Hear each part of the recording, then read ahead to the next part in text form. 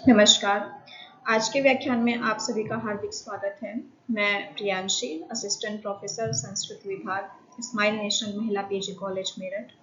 आज के हमारे व्याख्यान का विषय है भाषा परिवर्तन के कारण।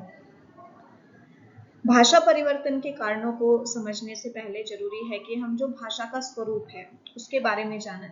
भाषा क्या है, भाषा का किस तरीके से प्रयोग किया जाता है, भाषा की क्या क्या विशेषताएं हैं और उसमें परिवर्तन की जो गति रहती है वह किस प्रकार से होती है। सबसे पहले हम इस विषय पर चर्चा करेंगे। तो सबसे पहले हम देखते हैं कि भाषा क्या है। वस्तुतः जो हमारा अभिप्राय होता है, हमारे विचार होते हैं, उसको जो व्यक्त करने का साधन है, जिसके द्वारा हम अपने विचारों को आदान प्रदान कर पाते हैं, उनकी अभिव्यक्ति कर पाते हैं, उसी को उसका जो साधन है, उसका जो मीडियम है या माध्यम है, उसको हम भाषा कहते हैं। भाषा के अगर भाषा ना हो तो हम किसी भी प्रकार का विचार विमर्श नहीं कर सकते हैं, अपने विचारों को दूसरों को संप्रेषित नहीं कर सकते हैं, दूसरों के विचारों को नहीं जान सकते हैं। और जो साहित्य में उपलब्ध है हमारे पास, जो बहुत सारे प्राचीन समय से लेकर मध्यकाल या बाद तक भी जितने भी आविष्कार होते रहे, जितनी भी ज्ञान विज्ञान की परंपरा बनी, उसको भी हमने भाषा के रूप में ही संग्रहित किया है। अगर हमारे पास भाषा ना हो तो हम जो ज्ञान विज्ञान है उसको भी किसी भी प्रकार से संग्रहित नहीं कर सकते हैं। तो इस प्रकार से हम ये समझ सकते हैं कि जो विचार हैं, जो ज्ञान है, उसको जो व्यक्त करने का साधन है, जिस मीडियम के, जिस माध्यम के द्वारा हम उसको जान पाते हैं, उसको हम भाषा बोलते हैं। भाषा से तात्पर्य मुख्यतया वर्णात्मक भाषा से लिया जाता है। वर्णात्मक भाषा इस प्रकार की भाषा है कि जिस भाषा में वर्ण होते हैं, शब्द होते हैं, वाक्य होते हैं, पद होते हैं, तो उसको हम वर्णात्मक भाषा कहते हैं। और प्रायः जो भाषा विज्ञान है उसमें वर्णात्मक भाषाओं का ही विवेचन किया जाता है। अगर हम देखें तो जो व्यक्त वाक और अव्यक्त वाक रूप से भाषा के दो भेद होते हैं। एक को व्यक्त वाक कहते हैं, एक अव्यक्त वाक होती है। तो इसमें जो व्यक्त वाक है मुख्यतया वही भाषा कहलाती है। अव्यक्त वाक को हम भाषा की कैटेगरी में नहीं रखते हैं। व्यक्त वाक से तात्पर्य ऐसी भाषा से है जिसको मनुष्य बोलते हैं। उसमें किसी भी प्रकार के मनुष्य हो सकते हैं, चाहे वह आदिवासी क्षेत्र से हो, चाहे उनकी भाषा कम विकसित हो, अधिक विकसित हो, किसी भी प्रकार से हो। जो मनुष्य के द्वारा भाषाएं बोली जाती हैं, जिसमें वर्ण, अक्षर, पद इस तरीके से होते हैं, उसको हम वर्णात्मक या व्यक्त भाषा भी कहते हैं। अव्यक्त भाषा कैसी होती है? अव्यक्त भाषा से तात्पर्य होता है जो पशुओं की, पक्षियों की जो भाषा होती है उसको अव्यक्त वाणी कहा जाता है। देखिए, भाषा तो वह भी है, उसके द्वारा भी वो जो बोलते हैं वो कुछ ना कुछ संकेत प्रदान करते हैं, पर वह हमारे लिए अव्यक्त है, हम उसको नहीं समझ सकते हैं, उसमें किसी तरीके के पद, ध्वनि, वाक्य इस प्रकार से नहीं है, तो हम उसको अव्यक्त वाणी की कैटेगरी में रखते हैं। और प्रायः भाषा विज्ञान में जो अव्यक्त वाक्य है उस पर किसी भी प्रकार का विवेचन नहीं होता है। इसी संदर्भ में हम देखते हैं कि जो आचार्य दंडी हैं, जो कि संस्कृत साहित्य के एक प्रसिद्ध आचार्य भी थे और एक कवि भी थे, उन्होंने अपने ग्रंथ काव्यादर्श में भाषा के विषय में लिखा है कि वाचमेव प्रसादेन लोक यात्रा प्रवर्तते। अर्थात जो वाणी है, जो व्यक्त वाक्य है, हमारी जो वर्णात्मक भाषा है, इसी के ही माध्यम से हमारी जो लोक यात्रा होती है, यानी जो हमारा लोक व्यवहार होता है, हम संसार में या फिर जो भी जिस प्रकार का व्यवहार कर पाते हैं, वह भाषा के माध्यम से ही संभव है। भाषा के बिना हम किसी भी प्रकार का लोक व्यवहार करने में भी असमर्थ हो जाएंगे। भाषा का स्वरूप तो इस प्रकार का है, ठीक है। लेकिन भाषा की विशेषताओं की अगर बात करें तो भाषाओं के अनेक विशेषता होने के साथ साथ जो उसकी मुख्य विशेषता है वह यह है कि भाषा जो होती है वह परिवर्तनशील होती है। भाषाएं बदलती रहती हैं, उसमें धीरे धीरे धीरे धीरे अनेक प्रकार के परिवर्तन होते हैं। यद्यपि भाषा एक ही रहेगी, लेकिन उसमें समय के साथ साथ अनेक प्रकार से परिवर्तन होते रहते हैं। इसको आप इस तरीके से समझ सकते हैं कि जैसे गंगा नदी है, वह उसका उद्गम स्थल है कि वह गंगोत्री से निकलती है और गंगोत्री से चलने के बाद फिर वह हरिद्वार और आगे आगे जैसे चलेगी तो उसके नाम भी परिवर्तित होते रहते हैं। उसको गंगा कहा जाएगा, कुछ स्थानों पर उसे जाह्नवी कहा जाता है, कुछ स्थानों पर उसे हुगली कहा जाता है। तो वही जो एक नदी है, वही जो एक उद्गम स्थल से निकली थी, जैसे जैसे वह अपनी यात्रा करती है वैसे वैसे वह अपने मूल स्थान से, जो उसका मूल जल होता है, उसे कम होने लगता है और उसमें जो आसपास के स्थानों के जो नदियां होती हैं वो उसमें मिलती चली जाती हैं। उसी प्रकार से भाषा भी होती है। भाषा में ये होता है कि जैसे जैसे भाषा समय के साथ आगे बढ़ती है वैसे ही उसमें अनेक प्रकार के परिवर्तन होने शुरू हो जाते हैं। और जो ये भाषा के परिवर्तन होते हैं ये भाषा के हमें प्रत्येक अंग में दिखाई देते हैं। भाषा के अंग कौन कौन से होते हैं? भाषा की सबसे छोटी इकाई हम मानते हैं वर्ण को, जिसको भाषा विज्ञान में ध्वनि नाम से भी कहा जाता है। उसके बाद जो वर्ण होते हैं वो आपस में मिलकर एक पद की रचना करते हैं और पदों से मिलकर वाक्य बनता है। पद में हमें एक बात ध्यान रखने योग्य है कि जो पद होते हैं वो सिर्फ वर्णों का समूह मात्र नहीं होते हैं। पद सार्थक वर्णों का समूह होते हैं। अगर हम किसी भी वर्ण को आगे पीछे करके कुछ भी लिख देते हैं तो उसका जरूरी नहीं कि वह पद ही माना जाए, उस पद का कोई ना कोई अर्थ भी होना चाहिए। अर्थात जो सार्थक वर्ण समूह होगा उसको ही हम पद कहते हैं। पद शब्द मुख्यतया संस्कृत में प्रयोग किया जाता है। पद को हम शब्द के रूप में भी जानते हैं। इसी प्रकार से पदों को, एक सार्थक पदों को मिला के हम वाक्य की रचना करते हैं और वाक्य से इसी प्रकार से हम बड़े बड़े ग्रंथ लिखते हैं, पुस्तकों का निर्माण करते हैं। इसमें जो अर्थ है, अर्थ भी भाषा का एक मुख्य विषय है। तो भाषा में जो परिवर्तन होता है वह प्रायः ध्वनि, पद, वाक्य, अर्थ इन सभी में प्रत्येक अंक में हमें दिखाई देता है। परंतु जो सबसे ज्यादा परिवर्तन होता है भाषा में वह हमें पदों में यानी शब्दों में दिखाई देता है। शब्दों में और ध्वनि में सबसे ज्यादा भाषा का परिवर्तन हमें दिखाई देता है। भाषा के परिवर्तन की अगर गति की हम बात करें तो भाषाएं परिवर्तित होती हैं यह तो निश्चित है, लेकिन उनकी कैसी गति रहेगी और किस प्रकार से उन पर नियंत्रण बना रहता है। क्योंकि अगर भाषा में परिवर्तन होता है और वो परिवर्तन अगर बहुत तेजी से हो तो एक जो पुरानी पीढ़ी है वो नई पीढ़ी की भाषा को नहीं समझ पाएगी और आपस में एक विचार विमर्श में उसमें बाधा बनेगी। परंतु जो भाषा की परिवर्तन की गति होती है वो बहुत ही धीमी होती है, वो धीरे धीरे होती है और इसको हम बोलते हैं कि भाषा की गतिशीलता। जब परिवर्तन तेजी से हो रहा होता है तो उसको बोलेंगे हम भाषा की गतिशीलता, और जब परिवर्तन धीरे धीरे बहुत ही नगण्य होता है या न्यूनतम होता है उसको बोलते हैं हम भाषा की स्थिरता। तो भाषा की जो गतिशीलता है वो किस प्रकार से होती है? देखिए, जिन समुदायों में का दूसरे समुदायों से ज्यादा संपर्क होता है वहाँ की भाषा में तेजी से परिवर्तन हमें दिखाई देते हैं। उदाहरण के लिए हम देखें कि जो इस समय में इजराइल की भाषा है हिब्रू भाषा, यह एक प्राचीन भाषा है जो कि यहूदी समुदाय की भाषा थी। यहूदी समुदाय जब इजराइल से निकल के पूरे विश्व भर में फैला, दूसरी सभ्यता, संस्कृति, दूसरे देशों से, दूसरे समुदायों से उनका संपर्क हुआ तो हिब्रू भाषा में बहुत तेजी से परिवर्तन दिखाई देता है। उसमें बहुत सारे एक जो भाषा की गतिशीलता है वह तीव्र गति से हमें दिखाई देती है। इसके विपरीत क्या है कि यूरोप का एक देश है लिथुआनिया। लिथुआनियन भाषा में क्या है कि उसमें हमें कम परिवर्तन दिखाई देता है। इसका कारण मुख्यतया यह है कि जो लिथुआनियन भाषा है, लिथुआनिया जो प्रदेश था वो चारों ओर से पर्वतों से घिरा हुआ था, दलदल से घिरा हुआ था और उसका बाकी समुदायों के साथ या बाकी संस्कृति देशों के साथ कम संपर्क था। कम संपर्क होने के कारण जो लिथुआनियन भाषा थी वह मूलतया अपने मूल रूप में ही बनी हुई, उसमें परिवर्तन विशेष नहीं हुआ है।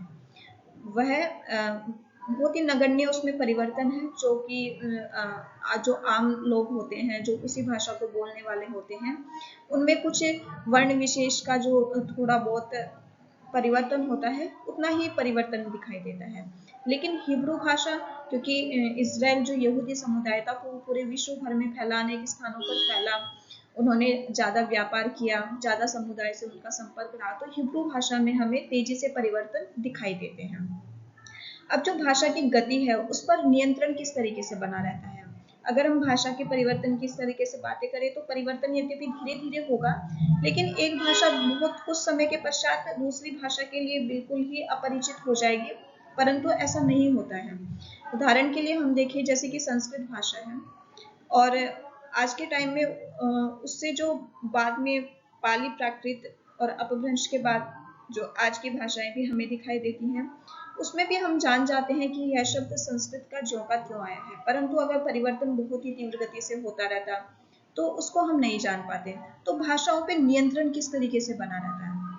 वस्तुतः हम देखते हैं कि जो भी समय होता है उस समय में अनेक साहित्यिक रचनाएं की जाती हैं। साहित्यिक रचनाओं के माध्यम से जो वह भाषा होती है उसका एक मापदंड निर्धारित हो जाता है और अनेक समयों पर जो हमारी पत्रिकाएं होती हैं, जो शोध होते हैं, जो साहित्य रचना होती है, उससे जो भाषा होती है वह व्याकरण के माध्यम से नियंत्रित बनी रहती है। अर्थात उसका जैसे कि नदी पर तट बना दिए जाते हैं, बांध बना दिए जाते हैं उसकी धारा को नियंत्रित करने के लिए, उसी प्रकार से जो साहित्य रचना होती है, जो व्याकरण होती है, वह भी भाषा पर एक बांध का काम करती है और उस पर अपना नियंत्रण बनाए रखती है। अब भारतीय भाषाओं के अगर संदर्भ में बात करें कि उसका प्रवाह किस तरीके से है, तो भारतीय भाषाओं के संदर्भ में हम देखते हैं कि हमें सबसे पहले दिखाई देती है वैदिक संस्कृत। ठीक है, वैदिक संस्कृत से तात्पर्य ऐसी संस्कृत भाषा से है जिसका वेदों में जिसका प्रयोग किया गया है, वेदों की रचना जिस संस्कृत भाषा में मिलती है उसको हम वैदिक संस्कृत कहते हैं। उसके पश्चात हम देखते हैं कि लौकिक संस्कृत आती है। लौकिक वैदिक और लौकिक दोनों संस्कृत भाषा ही है, लेकिन इनके रूपों में थोड़ा थोड़ा परिवर्तन हमें दिखाई देता है। लौकिक संस्कृत जो है वह उसमें कुछ रूपों की कमी है या फिर कुछ रूप जो वैदिक में थे वो उसमें नहीं है। कुछ सामान्य परिवर्तन हमें लौकिक संस्कृत में दिखाई देते हैं। उदाहरण के लिए वैदिक संस्कृत में 11 लकारों का प्रयोग होता है, लेकिन लौकिक संस्कृत में हम 10 लकारों का ही प्रयोग करते हैं। इसके पश्चात हम देखते हैं कि लौकिक संस्कृत के बाद हमें पाली भाषा मिलती है, जिसमें कि प्रायः जो बौद्ध साहित्य है उसकी रचना मिलती है। पाली के पश्चात भाषा में धीरे धीरे जो परिवर्तन हुआ वो प्राकृत के रूप में परिवर्तित हुई। प्राकृत के पश्चात समय के अंतराल में हमें भाषा अपभ्रंश के रूप में प्राप्त हुई और अपभ्रंश से ये कह सकते हैं कि हमारे पास जो आधुनिक भारतीय भाषाएं हैं, जिसमें कि पंजाबी, गुजराती, मराठी, दक्षिण भारतीय भाषाएं तेलुगु, तमिल और बंगाली, ये जो आधुनिक भारतीय भाषाएं हैं वह हमें प्राप्त हुई हैं। इस प्रकार हम देखते हैं कि जो भारतीय भाषाओं का प्रवाह है वह वैदिक से आरंभ होता है, फिर लौकिक संस्कृत, फिर पाली, प्राकृत, अपभ्रंश और आज आधुनिक भारतीय भाषाएं, इस रूप में वह प्रवाह निरंतर चल रहा है। इसी क्रम में हम देखते हैं कि भाषा परिवर्तन के कारण, भाषा में जो परिवर्तन होता है, यह तो हमने जान लिया कि भाषाओं में परिवर्तन होता है, परंतु वह परिवर्तन जो होता है उसको हम किस तरीके से विभाजित कर सकते हैं, किस तरीके से समझ सकते हैं, यह देखते हैं। तो भाषा परिवर्तन के जो कारण हैं उनको प्रायः हम दो भागों में विभाजित कर सकते हैं, एक बाह्य कारण, एक आभ्यंतर कारण। इन कारणों को विभाजित करने का जो आधार है वह यह है कि जो कारण बाहर से आता है, बाहर से संबंधित है, उसको हम बाह्य कारण में रखते हैं, और आभ्यंतर कारण से तात्पर्य है कि जो वक्ता है वह वक्ता के अंदर से जो किसी कारण से जो शब्दों में या वर्ण में परिवर्तन होता है उसको हम आभ्यंतर कारण मानते हैं। बाह्य कारण में अनेक तरीके के प्रभाव सम्मिलित हैं, जिसमें भौगोलिक प्रभाव, ऐतिहासिक प्रभाव, सांस्कृतिक प्रभाव, सामाजिक प्रभाव, व्यक्तिगत प्रभाव, जाति विशेष का प्रभाव, साहित्यिक प्रभाव और वैज्ञानिक प्रभाव इस प्रकार से परिगणित किए जा सकते हैं। मुख्यतः इसके अतिरिक्त भी अन्य प्रभाव संभव हैं, परंतु मुख्यतया इन्हीं प्रभाव के अंतर्गत हमारे जो विशेष तथ्य हैं वह स्पष्ट हो जाते हैं, परंतु इसके अतिरिक्त भी अगर काफी सारे प्रभाव हमें मिलते हैं उनको भी परिगणित किया जा सकता है। आभ्यंतर अगर कारणों की हम बात करें तो आभ्यंतर कारण रहते हैं कि जो वक्ता है उसके द्वारा अनुकरण की अपूर्णता, प्रयत्न लाघव, मात्रा, सुर और बलाघात, भावावेश और सादृश्य या मिथ्या सादृश्य, ये भाषा परिवर्तन के आभ्यंतर कारण होते हैं। सबसे पहले हम बात करते हैं आभ्यंतर कारणों की। आभ्यंतर कारण से तात्पर्य ऐसे कारणों से होता है जो वक्ता के अंदर विद्यमान होते हैं, जो वक्ता के स्वयं के उच्चारण के कारण, किसी वाक्य यंत्र की विभिन्नता आदि के कारण जो वर्ण में या शब्दों में परिवर्तन होता है उनको हम आभ्यंतर कारण कहते हैं। इन कारणों में हमारा सबसे पहले कारण है अनुकरण की अपूर्णता। हमने देखा है कि जो भाषा है उसको जानने का तरीका ये होता है, या फिर भाषा जो हम प्राप्त करते हैं उसको प्राप्त करने का तरीका ये होता है कि हम अनुकरण से सीखते हैं। बहुत सारे हम ये समझते हैं कि विद्यालय में जाके हम भाषा के स्वरूप को जानते हैं, उसकी प्रक्रिया को एक एक सावधानी पूर्वक हम समझते हैं, परंतु जो भाषा होती है वो हम अपने समाज से, अपने आसपास के समुदाय से ही सीख जाते हैं। और उसको सीखने की प्रक्रिया क्या होती है? अनुकरण के द्वारा। हम जैसा अपने आसपास के लोगों को बोलता हुआ सुनते हैं, उस प्रकार का अनुकरण करने का प्रयास करते हैं, और उस अनुकरण के कारण ही हम भाषा को सीख पाते हैं। तो प्रायः जो अनुकरण किया जाता है उसमें किसी प्रकार की अपूर्णता बनी रहती है। जैसा सामने वाला बोल रहा है, हम पूरा का पूरा उसका वैसा ही अनुकरण नहीं कर पाते हैं, उसमें कुछ अपूर्णता रह जाती है, कुछ कमी रह जाती है, जिसके कारण भी हमें भाषा में परिवर्तन दिखाई देता है। अभी जो अनुकरण की अपूर्णता है वह किस किस कारण से बन पाती है, इसको हम देखते हैं। सबसे पहले है कि वाग् यंत्र की विभिन्नता। जो हमारा वोकल सिस्टम है, जिसके द्वारा हम बोलते हैं, हमारे जो वर्ण निकलते हैं, उसमें विभिन्नता होती है। कुछ लोगों की आपने आवाज में देखा होगा कि कुछ लोगों की आवाज थोड़ी अलग तरीके की होती है, कुछ की थोड़ी भारी होती है, बारीक होती है। तो वाग् यंत्र की विभिन्नता के कारण भी जो शब्द होते हैं उनका उच्चारण अनेक प्रकार का हो जाता है, जिससे कुछ कुछ परिवर्तन हमें दिखाई देता है। प्रमाद या असावधानी। वैसे ये देखा जाता है कि जब हम किसी भाषा का अनुकरण या किसी शब्द का अनुकरण करते हैं, तो उसमें हम कुछ प्रमाद के कारण, यानी आलस्य के कारण, असावधानी के कारण उसका ज्यों का त्यों अनुकरण नहीं कर पाते हैं, और उससे कुछ शब्दों में परिवर्तन हो जाता है। इसका एक उदाहरण हम ये देख सकते हैं कि उपर्युक्त शब्द। उपर्युक्त शब्द मूल शब्द है, और ये किस प्रकार से बनता है? उपरि प्लस उक्त। इस प्रकार से इसका अर्थ होगा कि नहीं, ऊपर जो कहा गया है। उपरि और उक्त में यण संधि हो जाने के कारण यह इसका पद बन जाता है उपर्युक्त। ठीक है, तो उपर्युक्त हमारा मूल शब्द है, जो कि शुद्ध शब्द भी है। इसको हम देखते हैं कि समय के साथ साथ इसमें किस तरीके से परिवर्तन हुआ, कि इसका हम उच्चारण देखते हैं उपरोक्त शब्द में देखते हैं। आपने प्रायः हिंदी की पुस्तकों में भी लिखा हुआ देखा होगा उपरोक्त, उसका मतलब भी यही होता है कि ऊपर जो कहा गया है। तो मूल शब्द हमारे यहाँ पे उपर्युक्त था, और उसमें क्या हुआ, प्रमाद और असावधानी के कारण जो उसका उच्चारण किया गया वह बाद में उपरोक्त के रूप में हमें दिखाई देता है। इसी प्रकार से अशिक्षा के कारण भी बहुत सारे शब्दों में परिवर्तन हमें दिखाई देता है। आपने देखा होगा कि अशिक्षा के कारण जो श को स बोलना, स को श बोलना, यानी दंत्य को मूर्धन्य, मूर्धन्य को दंत्य, इस प्रकार की जो अशुद्धि है वो प्रायः आपने देखी होगी। इसके साथ हम देखते हैं कि लिपि की अपूर्णता। देखिए, भाषा और लिपि में एक मूल विभिन्नता क्या होती है, वो किस प्रकार से अलग होते हैं। भाषा वह होती है कि जिसका एक व्याकरण होता है, जो हम बोलते हैं, ये भाषा है।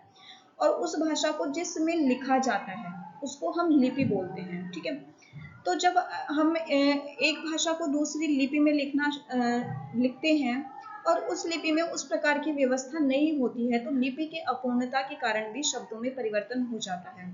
आप देखेंगे कि जैसे हिंदी है, हिंदी का कोई शब्द है और उसको हम रोमन लिपि में लिखना शुरू करें, तो हिंदी में हम राम को राम ही लिखते हैं, लेकिन रोमन लिपि में क्या है कि आपको अ और आ में कोई ऐसे डिफरेंट नहीं मिलेगा, वहां पे ए का ही यूज मिलता है। तो RAMA, राम को इस प्रकार से लिखा जाएगा, परंतु वह पढ़ने में रामा हो जाता है। इसी प्रकार से आपने देखा होगा कृष्णा शब्द, और इसी प्रकार से आपने देखा होगा योगा शब्द। यद्यपि मूल रूप में ये शब्द क्या है, राम, कृष्ण और योग, मूल शब्द यही है, लेकिन लिपि की अपूर्णता के कारण आजकल हम देखते हैं कि इन शब्दों का हमें रामा, कृष्णा, योगा यह रूप समाज में प्रचलित हो गया है। और अनेक स्थानों पर तो पत्रिकाओं में भी, या फिर जो प्रतिष्ठित शोध संस्थान होते हैं उसमें भी इस तरीके की जो शब्दावली है उसका प्रयोग देखा जाता है। इसके अतिरिक्त आभ्यंतर कारणों में एक बहुत ही महत्वपूर्ण कारण है प्रयत्न लाघव। प्रयत्न लाघव से तात्पर्य होता है कि जब हम शब्दों को बोलते हैं तो उनके बोलने में एक प्रयत्न लगता है, एक यत्न लगता है। उस यत्न की लघुता, उसको कम करने के लिए जो शब्दों में परिवर्तन हो जाता है प्रयत्न लाघव के कारण, उसके कारण से भी भाषा परिवर्तन हमें दिखाई देता है। वैसे भाषा परिवर्तन का यह एक मुख्य कारण है, प्रमुख कारण है प्रयत्न लाघव, क्योंकि मनुष्य की ऐसी प्रवृत्ति दिखाई देती है कि वो प्रयत्न कम से कम करना चाहते हैं, कम से कम प्रयत्न पूर्वक बोलना चाहता है, इस कारण से हमें शब्दों में पर्याप्त जो परिवर्तन है वह दिखाई देता है। इसमें आप उदाहरण के लिए देख सकते हैं कि चतुर्वेदी, चतुर्वेदी एक मूल शब्द है जिसका अर्थ होता है चारों वेदों को जानने वाला। ठीक है, तो चतुर्वेदी शब्द में जब प्रयत्न लागू हुआ तो धीरे धीरे यह शब्द चौबेक इस रूप में हमें दिखाई देता है। इस तरीके से अगर हम देखें तो श्मशान शब्द, मसान, आप खुद बोल के देखिए कि श्मशान बोलने में थोड़ा सा प्रयत्न अधिक लगता है श को बोलने में, लेकिन मसान शब्द जो है वो सरलता से बोला जा रहा है। तो भाषा की जो प्रवृत्ति भी होती है वह कठिन से सरल की ओर होती है। तो आप देखेंगे कि जो मूल शुद्ध शब्द हैं और बोलने में थोड़े कठिन हैं, बाद में उनके हमें कोई ना कोई प्रयत्न लाघव से संबंधित शब्द मिल ही जाते हैं समाज में।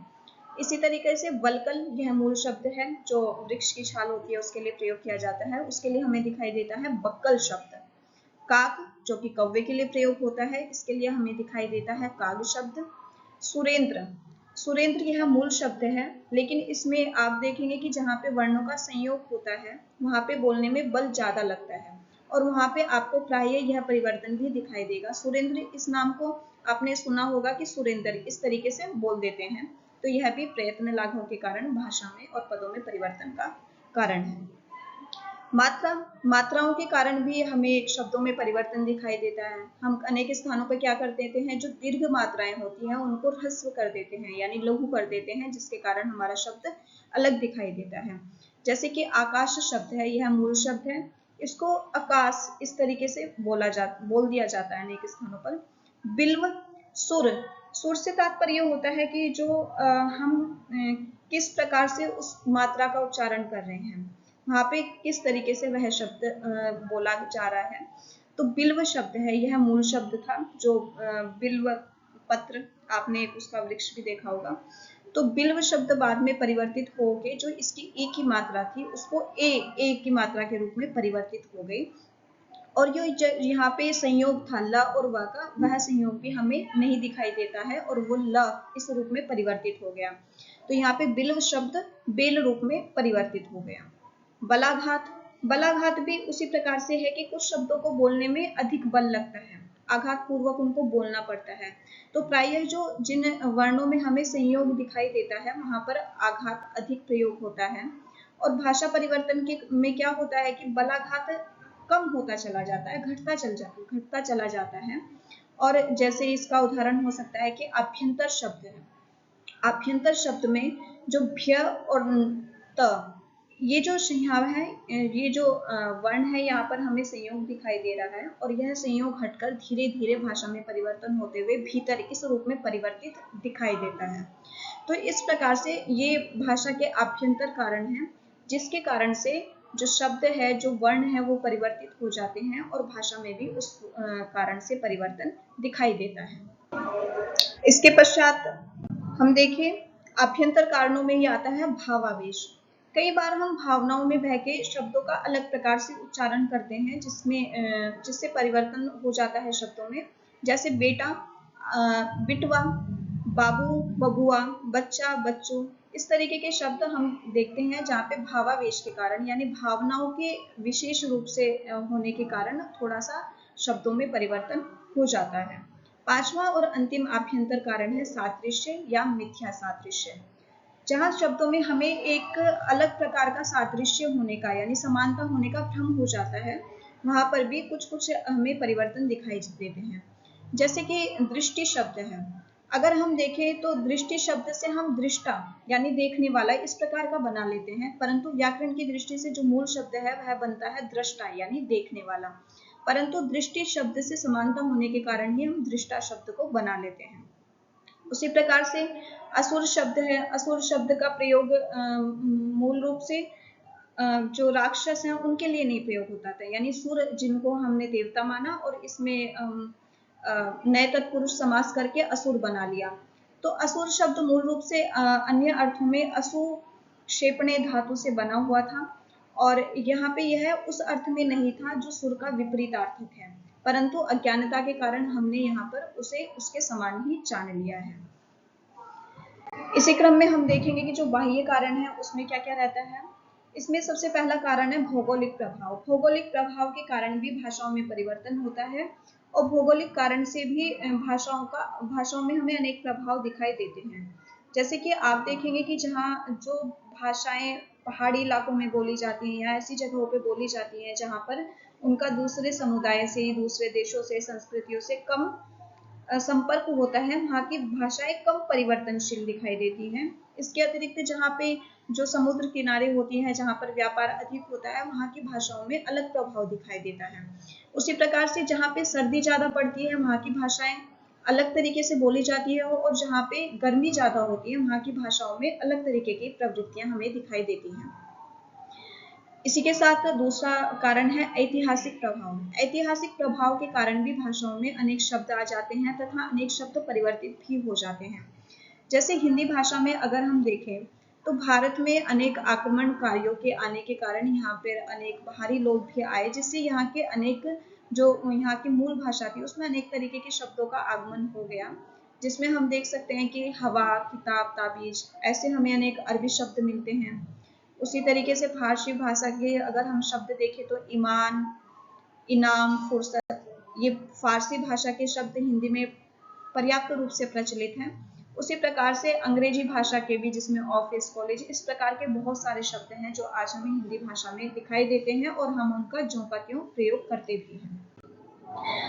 आगे अगर हम देखें तो सांस्कृतिक प्रभाव। सांस्कृतिक प्रभाव के कारण से भी भाषा में हमें परिवर्तन दिखाई देता है। जैसे कि नमस्ते शब्द है, इसका मूल अर्थ ही है दूसरे को प्रणाम करना या उसका आदर या अभिवादन करना, परंतु हम अनेक स्थानों पर देखते हैं कि वहाँ पे नमस्ते बोलने के स्थान पर, जैसे वृंदावन वाले इलाके में राधे राधे बोल दिया जाता है, अनेक स्थानों पर राम राम बोल दिया जाता है। पंजाब आदि के इलाके में आप देखेंगे कि वहाँ पे नमस्कार के स्थान पर सत श्री अकाल इस तरीके से बोल दिया जाता है। तो ये भाषा के सांस्कृतिक प्रभाव हैं, जिसके कारण से अनेक शब्दों का प्रयोग अनेक अर्थों में किया जाता है। सामाजिक प्रभाव भी हैं। सामाजिक प्रभाव के कारण भी हम शब्दों का अनेक अलग अलग प्रकार से प्रयोग करते हैं। उसी तरीके से अगर हम देखें कि व्यक्तिगत प्रभाव भी है। व्यक्तिगत प्रभाव से तात्पर्य ऐसे है कि हमारे समाज में अनेक ऐसे महापुरुष हुए जिन्होंने भाषा के लिए एक विशेष शब्दावली का प्रयोग किया। जैसे महात्मा गांधी जी हिंदुस्तानी इस तरीके की भाषा का प्रयोग करते थे, तो उस समय में काफी प्रचलित हो गया। स्वामी दयानंद सरस्वती ने जब आर्य समाज की स्थापना की और उन्होंने अपने ग्रंथों की रचना की, तो उनसे प्रभावित होकर लोग शुद्ध हिंदी थी उसकी तरफ अधिक अग्रसर हुए और उस तरीके का प्रयोग करने लगे। इस प्रकार से हम देखते हैं कि जो व्यक्तिगत प्रभाव होते हैं वो भी समाज पर जो भाषा होती है उसके परिवर्तन में सहायक होते हैं। जाति विशेष का प्रभाव। जाति विशेष के प्रभाव के कारण भी समाज में जो भाषा है उसके स्वरूप में परिवर्तन आते हैं। जैसे कि आप देखेंगे कि कृषक समाज की जो शब्दावली होती है और कृषक समाज की जिस प्रकार के मुहावरे होते हैं वो अलग प्रकार से होते हैं। उसी प्रकार से जो बनिया समाज होगा या फिर कोई शिक्षक समाज होगा, उसकी भाषाएं उनके समाज के आसपास में जो घटनाएं घटित हो रही होती हैं उन पर आधारित होते हैं। उनके मुहावरे, उनकी लोकोक्तियां उस प्रकार से होती हैं। इस कारण से भी हमें तो जाति विशेष के कारण या समुदाय विशेष के कारण से भी भाषा में परिवर्तन दिखाई देता है। इसके अतिरिक्त अगर हम देखें तो साहित्यिक प्रभाव और वैज्ञानिक प्रभाव भी प्रमुख प्रभाव हैं। साहित्यिक प्रभाव में हम देखते हैं कि जैसे कि तुलसीदास हुए, कबीरदास हुए, उन्होंने साधु कड़ी और या फिर एक खिचड़ी टाइप की भाषा का प्रयोग किया, परंतु उनके साहित्यिक प्रयोग के होने के कारण वह भाषा समाज में भी प्रचलित रही और समाज में भी लोगों ने उसी प्रकार से उसको प्रयोग करते हुए आगे बढ़ते रहे और धीरे धीरे उस भाषा को प्रमाणिकता भी मिलनी प्रारंभ हो जाती है। और अंतिम कारणों में हम देखते हैं कि वैज्ञानिक प्रभाव। जैसे कि आज हम देख रहे हैं कि नए नए आविष्कार होते जा रहे हैं और नई नई जो इंस्ट्रूमेंट हैं वो हमारे समाज में आ रहे हैं। इन नए आविष्कारों को या गैजेट्स को हम अलग अलग नाम देते हैं और वो नाम हमारी भाषाओं में प्रचलित होते चले जाते हैं। जैसे कि कंप्यूटर है, मोबाइल है, माइक्रोवेव है, ऐसे अनेकों नाम हैं जो आधुनिक समय के वैज्ञानिक प्रभाव के कारण ही हमारी भाषा में आए हैं और उनका भाषा में जैसे उनका बनाया गया उसी प्रकार से उनका प्रयोग किया जाता है। इस प्रकार से हम देखते हैं कि जो भाषा है वह निरंतर परिवर्तनशील है और उसमें बाह्य कारणों के कारण और आंतरिक कारणों के कारण अनेक शब्दों में और ध्वनियों में परिवर्तन होता रहता है, जिसके कारण भाषा परिवर्तनशील बनी रहती है और ये बाह्य और आभ्यंतर ये उसके प्रमुख कारण हैं। धन्यवाद।